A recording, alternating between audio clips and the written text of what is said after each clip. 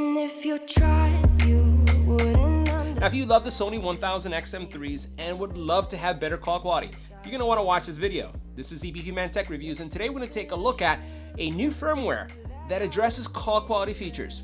Or does it? Let's check it out. Maybe you taste different.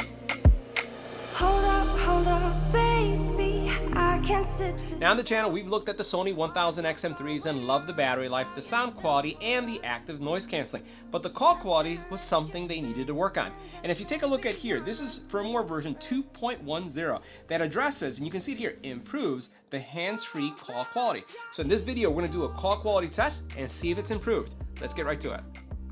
Make sure you hit the subscribe button and tap the little bell icon to get notified when new videos become available. Now next we do a call quality test of the Sony 1000XM3s in a quiet environment. These are using firmware 2.1.0. As you can see here, we're going to get quiet for a second. So the decibel readings are in the 20s, all the way up to 29 at most. And what we're going to do is we're going to switch to the XM3s. This is what the call quality would sound like when making a phone call in a quiet environment using firmware 2.1.0.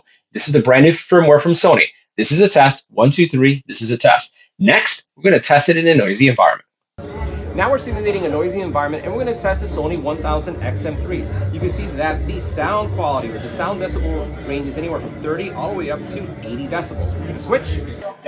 Now this is what the call quality would sound like when making a phone call on firmware 2.1.0. Sony's new firmware for the XM3s. What do you think about the call quality? This is a test. 1, 2, 3. This is a test.